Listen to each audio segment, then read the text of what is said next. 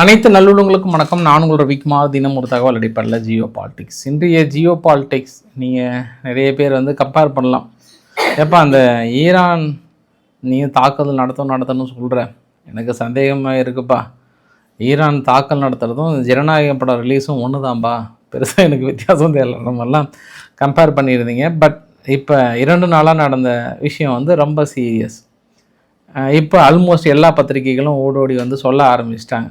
இல்லைங்க, மேபி இந்த வீக்குக்குள்ளார, இந்த வீக்லாம் இல்லை, இன்று இரவே கூட இருக்கலாம், இல்லை நாளையாக இருக்கலாம், நாளை மறுநாளாக இருக்கலாம். ஏன்னா கடந்த 48 மணி நேரத்தில் நடந்த நிகழ்வுகள் அப்படி என்ன 48 மணி நேரம் நடந்த நிகழ்வுகள் ஆக்சியோஸ் பத்திரிகை ரொம்ப உறுதியாக சொல்கிறாங்க. இன்னும் நிறைய பத்திரிகைகள் சத்தியம் பண்ணி சொல்கிறாங்க கண்டிப்பாக தாக்கல் நடத்த தான் போகிறாங்கன்ற மாதிரி. ஆனால் இந்த நேரத்தில் ஈரான் எடுப்பாங்க, ரஷ்யானுடைய போர்க்கப்பல் அங்கே போயிட்டு சம்பவத்தில் இறங்கியிருக்கு. போர்க்கப்பல் அப்படி மீன்ஸ் அது எக்ஸசைஸ் பண்ணுறதுக்கு. ஆனால் இது என்ன விதமான ஒரு டென்ஷனை கொண்டு போய் நிறுத்த போகுதுன்றது இன்னொரு ஆங்கிளில் நம்ம பார்க்கலாம். மேபி அதை நடத்த போகிறாங்களா இல்லை ஒதுங்கி போக போகிறாங்களான்றது இனி வருகின்ற சம்பவம் கூட. அதை தாண்டி சுற்றி இருக்கக்கூடிய அரசியல் நிகழ்வுகள். ஜெனீவாவில் ரஷ்யா உக்ரைன் பேச்சுவார்த்தை ரொம்ப ஸ்மூத்தாக முடிஞ்சதுன்ற மாதிரி பாசிட்டிவ் ரிசல்ட் சொல்லியிருக்காங்களே, உண்மையாக அதையும் பார்த்துடலாம். ஸோ வீடியோவில் போகிறதுக்கு முன்பு நீங்கள் நம்ம சேனலை சப்ஸ்கிரைப் பண்ணலாம், சப்ஸ்கிரைப் பண்ணிட்டாங்க, மறக்காம பெல் பட்டனை கிளிக் பண்ணி ஆல் ஆப்ஷன்ஸ் கொடுங்க. வீடியோ கொடுக்கலாம்.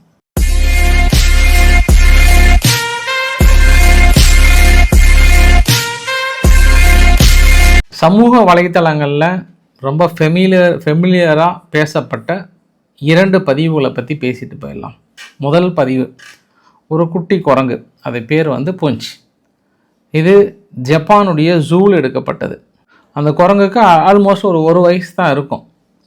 ஆனால் அந்த அம்மா அந்த குழந்தைய ஏற்றுக்கல, வேற ஒரு இடத்துல லவ் அது விட்டுட்டு போயிடுச்சு. அஃபேர்ஸ் ஆகிட்டு இந்த குழந்தை போதும், இந்த குழந்தைய ஏற்றுக்கவே இல்லை, அஃபேர்ஸ் ஆகி கிளம்பிடுச்சாங்க. அதுக்கப்புறம் அது ஒரு மாதிரி தனிமையாக ஃபீல் பண்ணுது. அப்போ அந்த ஜூவில் இருக்கக்கூடிய உணவு போடுறாங்கள பராமரிப்பாளர்கள், அவங்க ஒரு பொம்மையை ஒன்று கொடுக்குறாங்க அந்த குரங்குக்கிட்ட. அந்த குட்டி குரங்கு என்ன பண்ணுது, அந்த பொம்மையை யாருக்கிட்டையும் கொடுக்காம ஒரு மாதிரி அடவ நினச்சி தனது தாயாக நினச்சி ஒரு மாதிரி ரொம்ப ஏக்கமாக விளையாடிட்டு இருந்த இந்த பதிவு சமூக வலைத்தளங்களில் ரொம்ப பேசு பொருளாக இருந்தது. எல்லா வீட்லேயும் பேச ஆரம்பிச்சிட்டாங்க. இந்த குழந்தை பரிதவிக்குதுன்ற மாதிரிலாம் பேசிகிட்டு இருந்தாங்க. அதுக்கப்புறம் அந்த ஜூவில் போயிட்டு உணவெல்லாம் போடுவாங்கல்ல, அவங்க கிட்ட மேலே ஏறுறது செய்கிறது மற்ற எந்த குரங்குகளும் சேர்த்திக்கவே இல்லை, பெரும்பாலும் தள்ளி வச்சுட்டே தான் இருந்தது. இது ஒரு 3 நாளைக்கு முன்னாடி நடந்த நிகழ்வு சொல்கிறேன் நான். எந்த குரங்கும் சேர்த்திக்கவே கிடையாது. ஒரு கட்டத்தில் ஒரு மாதிரி தனிமையை ஃபீல் பண்ண இந்த குரங்குக்கு இன்று ஒரு ஆறுதல் செய்தி கிடைத்திருக்கிறதாம். ஒரே ஒரு குரங்கு சேர்த்திருக்கான். சேர்த்திட்டு அப்புறம் பேன் பேக்க ஆரம்பிச்சிருக்கான். ரைட், பேன் இருக்கா இல்லையா அந்த மாதிரி பார்க்க ஆரம்பித்ததாக அங்கே ஜூவில் வீடியோ பதிவுகள் வெளியாகி இருக்கிறது. ஆறுதல் அடைந்திருக்கிறார்கள் சமூக ஆர்வலர்கள் அப்படின்னு சொல்ல முடியும். ஸோ ரொம்ப வைரலாக அந்த பதிவுங்க. மேபி நீங்கள் நாளை மறுநாளோ இதை பற்றி நிறைய பேசுவதற்கான வாய்ப்புகள் இருக்குது. அது சம்பவம் நம்பர் 1. சம்பவம் நம்பர் 2, நீங்கள் உடலை குறைக்கணும், நல்லா சாப்பிட்ணும், ஆனால் உடம்பை குறைக்கணும் அப்படின்னா சீனாவில் வைரலான ஒரு பதிவு. இந்த வீடியோ பதிவு பக்கத்தில் பாருங்கள். இந்த வீடியோ பதிவு என்ன அப்படின்னா, உங்களுக்கு சாப்பிட்ணும் ஆசை இருந்தால் பிளாஸ்டிக் கவரை வச்சுக்கிறாங்க, உள்ளே போட்டு சும்மா மெல்ற மாதிரி எடுத்துக்கலாம். அந்த மாதிரி எல்லாருமே ஒரு பெரிய ட்ரெண்டிங் பண்ணிகிட்டு இருக்காங்க. இது நம்ம ஒபிசிட்டியை குறைப்பதற்கான ஒரு பெரிய வேலையை பார்க்குது. சாப்பிட்ட மாதிரி இருக்குது, அந்த எண்ணத்தையும் ஃபுல்ஃபில் பண்ணுது. பட் அந்த உணவு அப்படியே எடுத்துக்கலாம்னு நம்ம சொல்கிறாங்க. பட் இது எனக்கு புரியல. அது அவங்க ரீல்ஸ் பண்ணுறதுக்கும் டிக்டாக் பண்ணுறதுக்கும் அவங்களுக்கு கரெக்டாக இருக்கும். பட் நான்லாம் பிளாஸ்டிக் கவரே உள்ளே போயிடுமே, நம்மளாம் பொறுமையில இழக்கிற ஆளாச்சே நான்லாம். அதுவும் இந்த சாயந்தரம் அந்த 3 to 6 பார்த்தோன்னா ரொம்ப நல்லா வெறி வந்துடுதுங்க. ஏதோ சாப்பிட்டா வெறி வந்துடுது. அது மாதிரி சமயத்தில் கவராது ஒன்றாவது அதையும் சேர்த்து உள்ளே அனுப்பிடும். பட் உங்களுக்கு ஒரு சிலருக்கு இந்த டிப்ஸ் யூஸாக இருக்குன்னு நினைக்கிறேன். பட் சீனாவில் ரொம்ப ஃபெமிலியராக பயங்கரமாக போயிட்டுருக்கு ஒன்று. 3வது ஒரு சம்பவத்தை சொல்லிட்டு போயிடுறேன். பாகிஸ்தானுடைய ஹாக்கி அங்கே ஆஸ்திரேலியாவுக்கு போகிறாங்க. FIH ஹாக்கி ப்ரோ லீக்குக்காக போகிறாங்க. அங்கே சரியான அளவுக்கு என்கேஜ்டு பண்ணலான்றாங்க பாகிஸ்தானுடைய ஹாக்கி டீம். அதனால் அவங்க ஸ்டே பண்ண முடியாமல் ஒரு 10லேருந்து 12 மணி நேரம் சுற்றி திரிஞ்சாங்களாம். எங்கே ஸ்டே பண்ணுறதுனே தெரியாமல் சம்டைம் அவங்களே உணவு சமைக்க ஆரம்பிச்சிட்டாங்களாம். பொது வெளியில் உணவு சமைக்க ஆரம்பித்து ஒரு சில ஹோட்டலில் இருக்கிற காசெல்லாம் சாப்பிட்டு மீதி காசு பற்றாமல் பாத்திரம்லாம் நாங்கள் கழுவணும், எங்கள் டாய்லெட் நாங்கள் க்ளீன் பண்ணணும், நிறைய வேலைகள் எங்களுக்கு நாங்களே வந்து செய்ய ஆரம்பித்தோம். இந்த மாதிரி சூழ்நிலையில் வந்து நாங்கள் மாட்டிக்கிட்டோம். இது வந்து மிகப்பெரிய ஒரு மோசமான ஒரு செயல். நாங்கள் இதே பாகிஸ்தானுடைய கேப்டன் அவர் என்ன சொன்னார்னா, ஹாக்கி கேப்டன் அன்று பாதிக்கப்பட்ட நாள் அன்றைக்கி என்ன சொல்லிட்டாருன்னா, பாகிஸ்தான் வர வரைக்கும் கொஞ்சம் நல்லா இருந்ததா ப்ரெஷர் கொடுக்க சொன்னாங்களாம் டீம் நிர்வாகம். அதனால் அவர் வந்து நல்லா கவனிச்சுக்கிட்டாங்க, சூப்பராக கவனிச்சுக்கிட்டாங்கன்னு சொல்லிட்டார். பட் மனுஷன் வந்து இறங்கிட்டு எல்லா உண்மையும் வந்து கொட்டி தீர்த்துட்டாரு. இது எல்லா நாட்டிலையுமே இந்த இஷ்யூ இருக்குது. கிரிக்கெட்டுக்கு ஒதுக்கப்படுகிற ஃபண்டு முக்கியத்துவம் இது எல்லாமே ஹாக்கிக்கு ஒதுக்கப்படுகிறதா அப்படின்னா கிடையாது. இப்போ கிரிக்கெட்டில் ஜெயிச்சு ப்ரைஸ் கொடுக்குற அளவுக்கு ஹாக்கி கொடுக்குறாங்களான்னா இல்லைன்ற ஒரு பெரிய தாக்கம் ஏற்படுகிறது. பட் இருந்தாலும் பாகிஸ்தானில் பெரிய அளவுக்கு பேசு பொருளாக இருக்கிறது. இப்போ தான் நம்ம சம்பவ இடத்துக்கு போகிறோம். நம்ம ஆக்சுவலாக நான் நேற்றைய பதிவிலே சொல்லியிருந்தேன், நேற்று 17ஆம் தேதி மட்டுமே ஒரு 20லேருந்து ஒரு 25 போர் விமானங்கள், கார்கோ விமானங்கள் எல்லாமே மிடில் ஈஸ்டை நோக்கி நிறைய நகர்ந்துட்டு இருந்தது அப்படின்னு சொன்னோம் இல்லையா. ஒட்டுமொத்தமாக கடந்த 2 நாட்களில் மட்டும் எத்தனையும் கடந்த 2 நாட்களில் மட்டும் அப்ராக்சிமேட்டாக ஒரு 84 போர் விமானங்கள் நகர்ந்திருப்பதாக சொல்கிறாங்க. அமெரிக்காவிலிருந்தும் ஐரோப்பாவிலிருந்தும் நகர்ந்திருக்கிறது. அதுவும் குறிப்பாக இன்று 24 மணி நேரம் மட்டும் உங்களுக்கு அடுத்தடுத்த புகைப்படங்களை நான் காட்ட தயாராக இருக்கேன். இது எல்லாமே லைவ் லொக்கேஷனோட ட்ராக் பண்ணியிருக்காங்க. ஒவ்வொரு போர் விமானங்களும் கார்கோ ஃப்ளைட்டு, ஒவ்வொரு கார்கோ ஃப்ளைட்டும் பார்த்தீங்கன்னா ஆயுதங்களை கொண்டு போய் இறக்கி இருக்கிறாங்க. ஸோ கடந்த 24 மணி நேரத்தில் மட்டும் 50 ஃபைட்டர் ஜெட் வந்து கிராஸ் ஆகிருக்குன்னு இருக்காங்க. F-35, F-22, F-16 இது எல்லாமே கிராஸ் ஆகிருக்கு. ஸோ இந்த அளவுக்கு இவ்வளோ ஆயுதங்களை வந்து அந்த கடைசியிலிருந்து இந்த கடைசியை கொண்டு வந்து சேர்த்துறாங்க அப்படின்னா ரொம்ப மிக முக்கியமான ஒரு தகவல். உங்களுக்கு ஒரு 20 நாளைக்கு முன்பு இருக்குன்னு நினைக்கிறேன். அப்போ வந்து நான் என்ன சொன்னேன் அப்படின்னா, AWACS ஃபஸ்ட்டு ஒன்று வந்தது, அப்புறம் இன்னொன்று வந்து எலக்ட்ரானிக் வார்ஃபேர், அதாவது ஒரு வான்பரப்பில் இருந்துட்டு இவங்களுடைய ஒட்டுமொத்த ஜிபிஎஸ் சிஸ்டத்தையும் ஆஃப் பண்ணுற அளவுக்கு. ஸோ ஃபஸ்ட்டு இனிஷியலாக அமெரிக்கா என்ன நினச்சாங்கன்னா ஒன்று இருந்தால் போதுன்னாங்க. அதுக்கப்புறம் இடையில் ஒரு 2 அனுப்புனாங்க நேற்று. ஆனால் இன்று வரை பார்த்தோன்னா இன்றைக்கி மட்டும் பெக்யூலராக என்ன இருக்குன்னா ஒரு 6 வந்திருக்கு அப்படின்னு சொல்கிறாங்க. அந்த 6மே எதுக்கு, அதாவது AWACS அது பேர் வந்து E3 சென்ட்ரி AWACS அப்படின்னு சொல்கிறாங்க. இது இந்த 6மே ஃபஸ்ட்டு ஈரான் வந்து ஒரு குறிப்பிட்ட பகுதி மட்டும்தான் இவங்க முன்கூட்டியே வான் பண்ணக்கூடியது எல்லாமே நிலைநிறுத்த நினச்சாங்க. ஆனால் வரைபடத்தில் பார்க்கும்போது தெரியுது வாஸ்ட் லேண்டு 1,20,000 ஸ்கொயர் கிலோமீட்டருக்கு மேலே மைல்ஸ் தொலைவு அதிகம். எங்கே ஈரானுடைய வைடு கிலோமீட்டர் எல்லாத்தையுமே வந்து முன்கூட்டி இவங்க வார்னிங் பண்ண முடியும். ஏன்னா எந்த திசையிலிருந்து எங்கேருந்து தாக்கல் நடத்துகிறாங்கன்னு இவங்களால கெஸ் பண்ண முடியாது இல்லையா. அதனால் கிட்டத்தட்ட 6 கொண்டு வந்து நிறுத்தியிருக்கிறாங்கன்றத இதுவே மிகப்பெரிய ஒரு அது போருக்கான சூழலாக தான் நம்ம சொல்ல முடியும். ஏன்னா அமெரிக்கா வந்து கிட்டத்தட்ட தயார் நிலையில் வந்துட்டாங்க.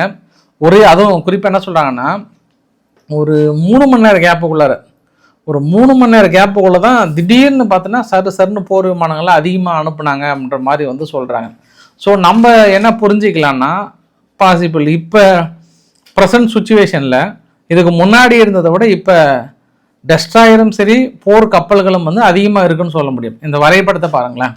இந்த வரைபடத்தில் ஈரானுக்கு கீழே யூஏஇ பக்கத்தில் ஒரு டாட் போட்டிருக்கா, அப்புறம் ஓமன் பக்கத்தில் ஒரு டாட் இருக்கா.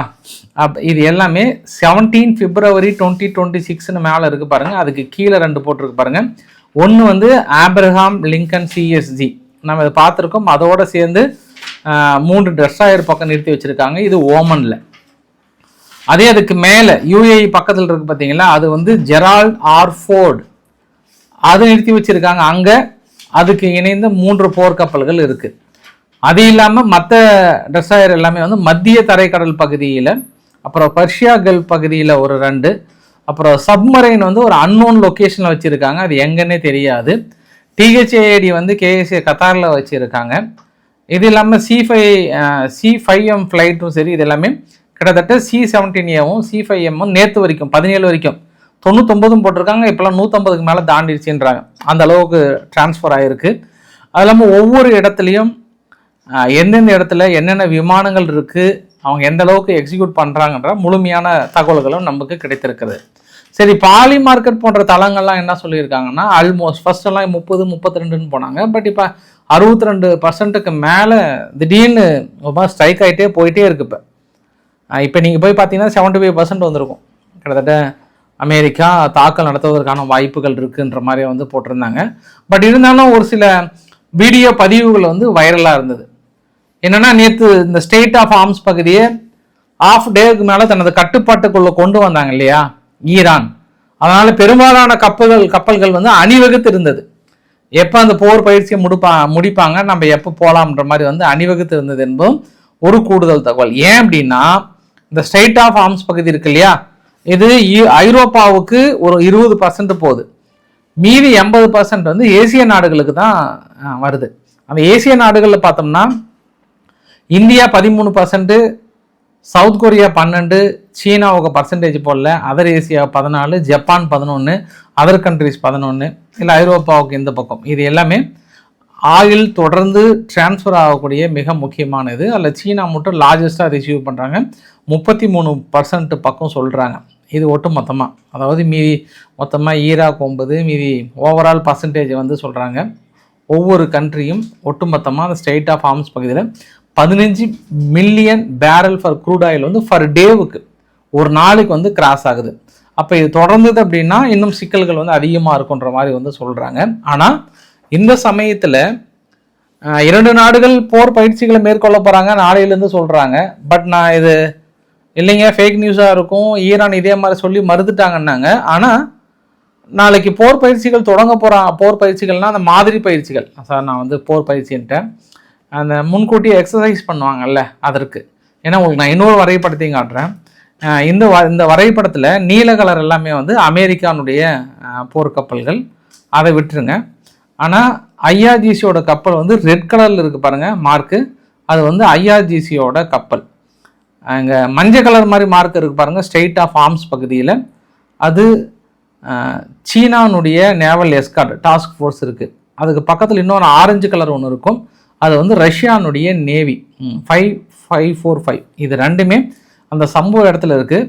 இந்த சம்பவ இடத்துல இருப்பதற்கான காரணம் என்னென்னா, மேபி அவங்க பயிற்சிகளை மேற்கொள்ளலாம் அப்படின்ற மாதிரி வந்து சொல்லியிருக்காங்க. ஆனால் மார்க்கோ ரூபியோ அவர்கள் என்ன சொல்கிறார் அப்படின்னா, பேச்சுவார்த்தை ஸ்மூத்தாக போயிருந்தா கூட இப்போ கூட அவர் என்ன நினைக்கிறார் அப்படின்னா, அணு ஆயுதங்கள் அவங்கக்கிட்ட இப்போ சூழ்நிலை வரைக்கும் இல்லை, ப்ரொடக்ஷன் பண்ண போகிறாங்களா இல்லையான்றது அவங்களுடைய கிரெடிபிலிட்டி வந்து எங்களுக்கு கரெக்டாக இல்லை, அதனால் சுச்சுவேஷன் வந்து டிஃபிகல்ட்டாக போயிட்டுருக்கு அப்படின்றாங்க.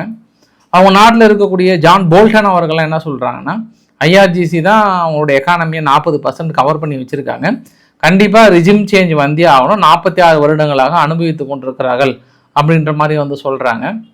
இப்போ ரஷ்யானுடைய நேவி ஷிப் வந்து அந்த பேந்தர் அபாஸ் பகுதியில் நாளைக்கு போர் பயிற்சிகள் மேற்கொள்ள போகிறாங்களா இல்லை தாக்குதலுக்கான பதற்றத்தில் எப்படி அதை கைவிட போகிறாங்களான்னு தெரியல. ஆனால் சப்போஸ் தாக்கல் நடந்ததுன்னா அவங்க வெளியேறாங்களா இல்லை ஈரானை காக்க போகிறாங்களா அப்படின்ற இன்னொரு ஆங்கிள். ஆனால் ஈரானை காப்பதற்கான வாய்ப்புகள் இல்லை.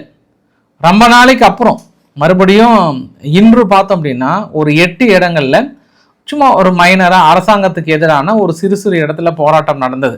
இந்த வரைபடத்தில் அங்கங்கே ஒரு பச்சை கலராக பார்க்குறீங்க இல்லையா, இந்த பச்சை கலராக இருக்கிறது எல்லாமே வந்து மறுபடியும் ரொம்ப நாள் ஓய்வுக்கு இருந்ததுக்கப்புறம் நேற்றும் அதற்கு இன்றும் பெரிய அளவுக்கான ஒரு போராட்டங்கள், பெரிய அளவுக்கான போராட்டம் இல்லை சாரி, ஒரு சிறிய அளவுக்கான போராட்டம் மறுபடியும் பொதுமக்களை நோக்கி துப்பாக்கி சூடு நடத்தப்பட்டதாகவும் கொஞ்சம் மக்கள் ஓடிட்டாங்கன்ற மாதிரி வந்து சொல்கிறாங்க. அங்கே இருக்கக்கூடிய பதிவுகளும் அதுதான் தெரியுது. அப்போ அந்த உதவி வந்து ஆன் த வே அப்படின்னு சொல்கிறதுக்கும் மறுபடியும் கிளம்பிட்டாங்களான்றது இன்னொரு ஆங்கிள்லேயும் சொல்கிறாங்க. இன்றைக்கி வந்து ஷகீரர் அப்படின்ற ஒரு பகுதியில் ஈரானுக்குள்ளார லைட்டாக ஒரு எக்ஸ்ப்ளோசிவ் மாதிரி நடந்திருக்கு. ஆனால் அவங்க என்ன சொல்கிறாங்கன்னா, இல்லைங்க சும்மா ஒரு கேஸ் எக்ஸ்ப்ளோசிவ்ன்றாங்க. அதுக்கப்புறம் மறுபடியும் ஒரு 3 பகுதியில் அடுத்தடுத்து ஒரு எக்ஸ்ப்ளோசிவ் நடந்திருக்கு. அது என்ன நாங்கள் அலசி ஆராயிரோம் அப்படின்ற மாதிரி சொல்கிறாங்க. தொடர்ந்து ஈரானுக்குள்ளார இது மாதிரியான ஒரு சில வெடிப்புகள் இருக்கிறது நம்மளால் வந்து உணர முடியுது அல்லவா. இது பெசஸ்கியன் அவர்கள் வந்து ரொம்ப தெளிவாக அமெரிக்கா கிட்ட நாங்கள் சொல்லிவிட்டு, இங்கே பாருங்கள் எங்ககிட்ட அணு ஆயுதம் கிடையாது, நாங்கள் அணு ஆயுதம் தயாரிப்பதற்கான வாய்ப்புகளும் இல்லை, நாங்கள் அதை வச்சு எனர்ஜியை யூஸ் பண்ணிகிட்டு இருக்குங்க, ஏங்க திருப்பி திருப்பி பேசுகிறீங்க, நாங்கள் பல தடவை சொல்லிட்டோம், அதுவும் ஆராய்ச்சி அவர்கள் வந்து ஆல்மோஸ்ட் ஃப்ரேம் ஒர்க்கே நாங்கள் ரெடி பண்ணிட்டோம், அவ்வளோதான் கையெழுத்து போட போகிறோம் அப்படின்ற மாதிரிலாம் சொல்கிறாங்க. பட் இதில் எங்கே இந்த மிஸ்கால்குலேஷன் அப்படி வருது அப்படின்னா, ஈரான் தரப்பில் மிரட்டி எங்களை பணிய வைக்க முடியாது, ஒன்லி அணு ஆயுதத்தை மட்டும்தான் பேசணும் அப்படின்ற அந்த 2 விஷயம் மேபி அமெரிக்கா இந்த இறுதியான முடிவு எடுப்பதற்கு வாய்ப்பு இருக்குது. ஏன்னா அமெரிக்கா என்ன நினைக்கிறாங்கன்றதை நான் நேற்று உங்ககிட்ட சொல்லிவிட்டேன், மறுபடியும் சொல்ல விரும்பல. ஆயுதங்கள் குறைக்கணும், ரிஜிம் சேஞ்ச் அளவுக்கு வந்து யோசனை பண்ணுறாங்க. பட் இவங்க முடியாதுன்றாங்க. அதுவும் குறிப்பாக நேற்று ஐதுல்லா அலி காமெனி அவர்கள் மூழ்கடியுங்கள் அமெரிக்கா போர்க்கப்பல்னு சொன்னாரை பற்றி ஒரு வார்த்தை, அது கூட மேபி அமெரிக்கா தரப்பில் பெரிய அளவுக்கு யோசனை பண்ண வேண்டியதாக இருக்குன்ற மாதிரி சொன்னாங்க. இன்றைக்கி இஸ்ரேலுடைய எதிர்க்கட்சி தலைவர் நாப்தலின் பெனிட் அவர்கள் என்ன சொன்னார்னா, துருக்கியும் சவுதி அரேபியாவும் இணையிறது, துருக்கியும் பாகிஸ்தானும் இணைவது என்பது இஸ்ரேலினுடைய செக்யூரிட்டி கன்சர்னை வந்து மிகப்பெரிய அளவுக்கு பாதிக்கிறது. பாகிஸ்தான் அணு ஆயுதத்தை பெரிய அளவுக்கு துருக்கிக்கு ஷேர் பண்ணுறதுக்கு வாய்ப்புகள் இருக்குது. இல்லைனா சவுதி மூலிமா சவுதி துருக்கிக்கு ஷேர் பண்ணுறாங்க, இது எங்களோட செக்யூரிட்டி கன்சர்னாக பார்க்குறேன்றாங்க.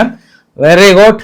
இது நம்மளோட கான்ஸ்பிரசி தியரியில் இஸ்ரேல் ஈரானுக்கு அப்புறம் பாகிஸ்தான் பக்கம் வந்தே ஆகணும், அது காலத்தின் கட்டாயம். ஏன்னா அடுத்து இஸ்லாமிக் நாடுகளில் இருக்கக்கூடிய ஒரே ஒரு நாடு பாகிஸ்தானுக்கிட்ட அணு ஆயுதம் இருக்குது. அது தெரிந்தோ தெரியாமலோ இவங்களோட தியரியில் அடுத்த மூவ் பண்ணுறாங்க அப்படின்றதும் ஒரு கூடுதல் தகவலாக சொல்ல முடியும். ஆனால் துருக்கி சமீப காலமாக ரொம்ப ஸ்மார்ட்டாக மூவ் பண்ணுறாங்க. எல்லா நாடுகளுக்கும் சுற்றி பயணங்களை மேற்கொண்டிருக்கிறார் எரடகன் அவர்கள் என்பதும் ஒரு கூடுதல் தகவல். அவர் என்ன எந்த நேரத்தில் அந்தர் பெல்ட் அடிப்பார்ன்றதுனால அவர் அந்தர் பெல்ட் ஆறுமுகம் அவர்கள் பயங்கரமாக சுற்றி பயணம் மேற்கொண்டிருக்கிறார்ன்றது கூடுதல் தகவல். ஜெனீவாவில் ரஷ்யா உக்ரைன் அமைதி பேச்சுவார்த்தை, இதுதான் முதல் முறையாக எந்த கருத்து வேறுபாடு இல்லாமல் ரஷ்யா வந்து லிசனிங் பொசிஷனில் இருந்தாங்களாம், உக்ரைன் வந்து நிறைய விஷயங்களை சொல்கிற பொசிஷனில் இருந்தாங்களாம். ஆனால் இந்த பேச்சுவார்த்தைலாம் முடிச்சுட்டு சரி ஓகே பேசிக்கலான்னு சொல்லும்போது திடீர்னு இன்னொரு வார்த்தையும் சொல்கிறாங்க. ஜெலன்ஸ்கி வந்து ரஷ்யாவுக்கு ஆதரவாக அமெரிக்கா கிரிட்டிசைஸ் பண்ணியிருக்கிறார். இந்த மாதிரி பீஸ் டீலில் வந்து ஒரு சில பகுதியில் கன்ஸ்ட்ரக்ஷன் சலுகைகள் கொடுக்க சொல்கிறாரு, டான்பாக்ஸ் பகுதியை விட்டு வெளியேறணுன்ற மாதிரிலாம் சொல்கிறாங்க அப்படின்னாங்க. இன்னைக்கு கூட பேச்சுவார்த்தை முடிஞ்சதுக்கப்புறம் ரஷ்யா தரப்பு என்ன சொன்னாங்கன்னா, இமீடியட்டாக உக்ரைன் வந்து டான்பாக்ஸ்லேருந்து வெளியேற சொல்கிறோன்ற மாதிரிலாம் சொல்கிறாங்க. ஸோ அதை வந்து உக்ரைன் ஒத்துக்கல.